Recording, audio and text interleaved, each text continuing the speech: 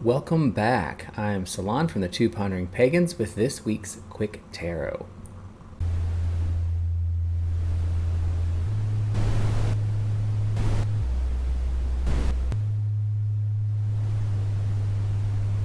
Today, I'm actually going to be using the Wildwood Tarot, which is a beautiful tarot deck, super grounding.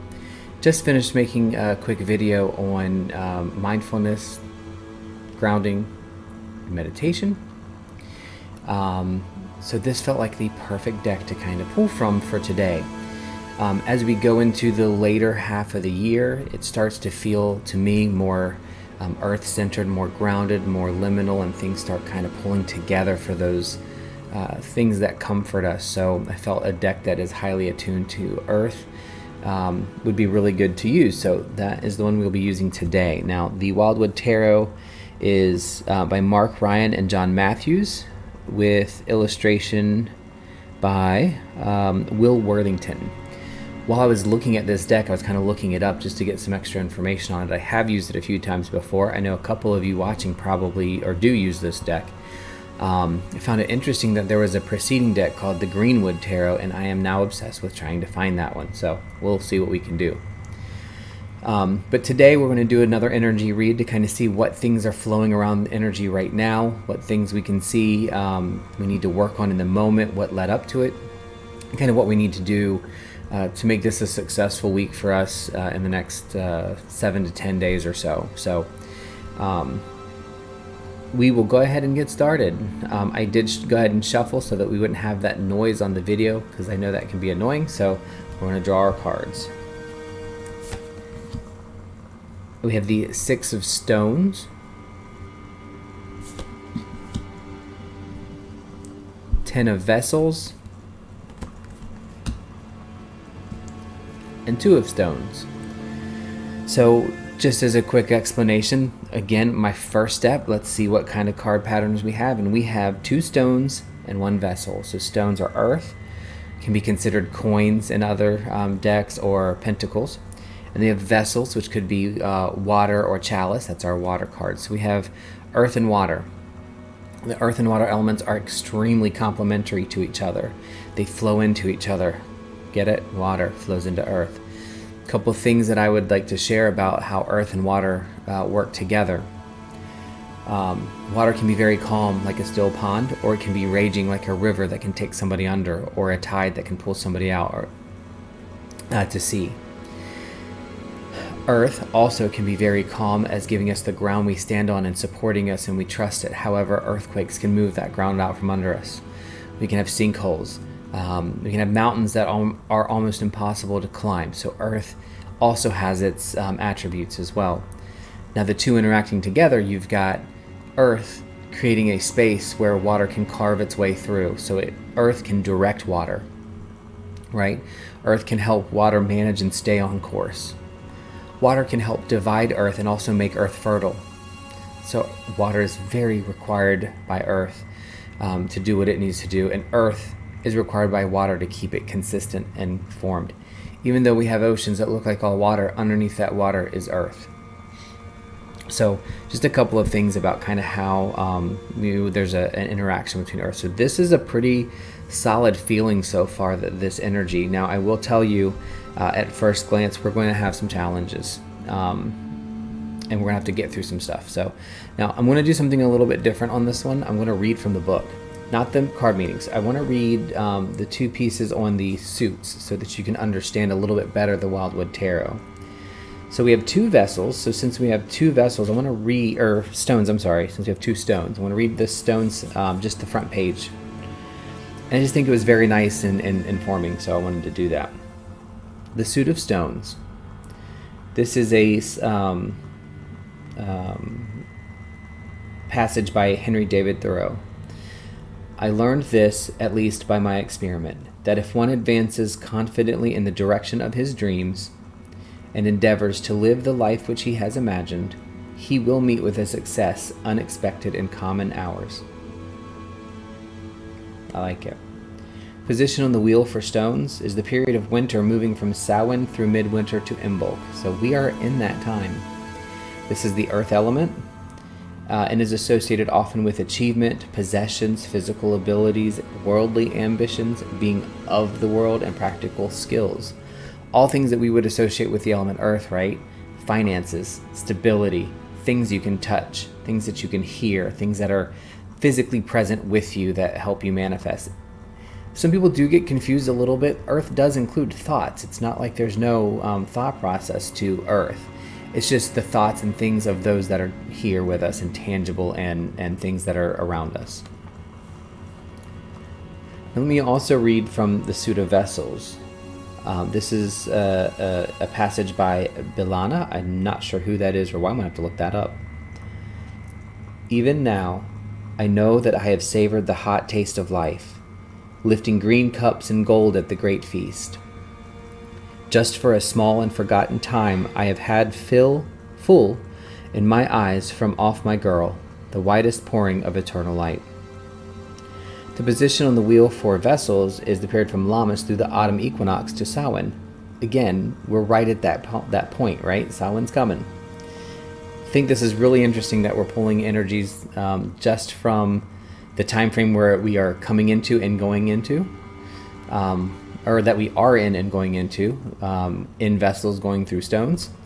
Just beautifully perfect for the moment and for how I'm feeling. Period on the wheel, we just said that element is water. Associations are often emotions, joy, faith, mourning, compassion, and forgiveness. And so I wanted to share that because this particular, try and put that on the floor. This particular deck has a different way of working. It is magnificent, and it is very elementally attuned and attuned to grounding. So excess time grounding really helps with this deck and how it works. So we're going to go ahead and get into the read, but wanted to share those things about us. So let's start with the energy we're coming out of and kind of moving from that's surrounding things now, and that's exploitation. This is the Six of Stones. So as you can see in the card, the Six of Stones is actually showing 6 stones with what appears to be beehives on them, right? And we're seeing 2 people in front of those incredible natural resources begging. So we think about exploitation in the thought of, are we exploiting what's around us? And from this, it looks like we may be. You'll also notice fire in the background. So this is all about the land. This is all about exploiting the resources around us. Now, specifically, yes, the earth. We need to stop exploiting those resources. Use them wisely. Share them. Overuse, no. This is showing up for Rook and I in our realignment of trying to use local items for cleansing the house, for example, instead of desert or white sage, as our mentor has shared with us. Thank you for that, Joy. Cedar and other things that are local, that helps us be less exploitative of the earth around us. Using natural goods and using them appropriately and not wasting. Also, exploitation sounds like a terrible word, and it is, but we do it. We all do it. We all can do it a little bit less. So as we move into the next energy, what's going to help us most is letting go of the things that we are potentially exploiting and paying attention to the natural resources around us. So our energy is going to be much more balanced and fulfilled if we pay attention to and look at what we may be exploiting and admitting to ourselves that we do this and trying ways to do it less or not at all. Can be as simple as starting back up your recycling program, which we just did, or realigning yourself with the earth and the events around you so that you can see what is in season at a certain time, so that we're not using resources to transport fruits that don't grow naturally here, right? We can time those things so that they make more sense and use less resources. So next we're going to move into the Ten of Vessels. So we're moving from the energy that we need to kind of let go of into the energy that we're in right now. For me, this has also been a rough week, but I think at this point you probably all know every week is a rough week for me, and I need to do better not treating them that way, because that's a choice, how I react. So the Ten of Vessels is telling us, look at the happiness around you. So our energy is at its best when we are looking around us and seeing happiness, fulfillment, joy, encouragement. Because when we see that, we radiate that. When we don't see that, we don't radiate it. And when we give out, we get back. So you're around tough situations, you're around things that may feel difficult, you still can choose the path of happiness. And our energy over the next, within the next 7 to 10 days is going to need us to maintain and pull that happiness. And maybe there's somebody in your life that needs some happiness or some comfort, and they're going to pull that from you. So it's our time to shine. So if you're listening to this reading over the next week, no matter how bad things get, somebody's watching you, somebody is looking at you, and they need to see your happiness or your encouragement or your light coming out. And so when that happens, that's going to help with their light. And that is our goal this week with the energy. And I'm seeing that in all of these because our next card is the Two of Stones. And Two of Stones, or Two of Pentacles, Two of Earth, is a challenge card. And this is in multiple different decks. You will see often that twos represent a challenge or an opposing viewpoint.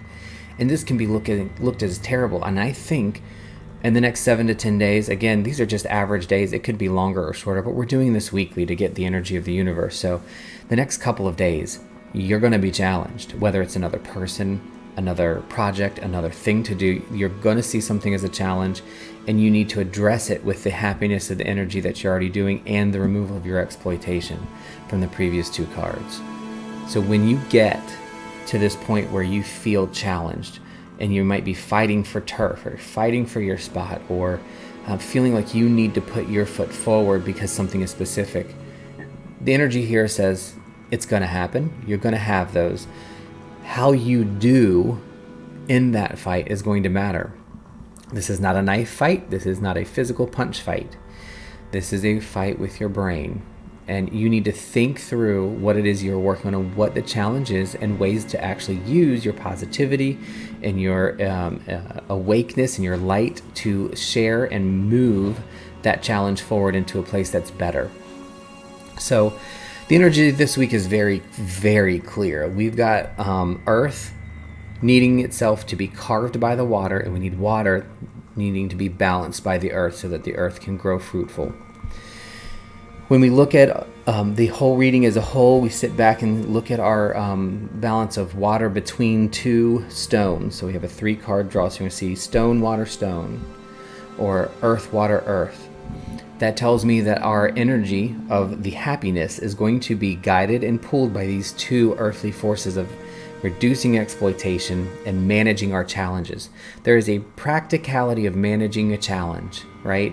Of, I don't want to say indifference, but when a challenge presents itself, reacting emotionally is what water would do sometimes. Earth is saying, no river, you have a riverbank. Stay in your riverbank. You are not flooding today. So think about that when those challenges come up and how you can respond to that challenge with calmness, a measure of happiness, and a measure of light. So I hope you guys have a wonderful week this week, and I hope this reading gives you some insight into the energies that are currently at play. I've really enjoyed this one today, most likely because I did the mindfulness, I did the grounding and the meditation in a row beforehand. Always feel much more connected when I follow that process. I hope it works for you. If it doesn't, I want to hear what you do to make that work, and I want to hear what you think about this reading. I want you to pull a card. Put your reading of a card in the comments below. Love that. Want to hear what you guys are seeing too, and see how we can work this massive energy in together. So thank you so much for watching. Until next week, I am Salann from the Two Pondering Pagans, and blessed be and merry part.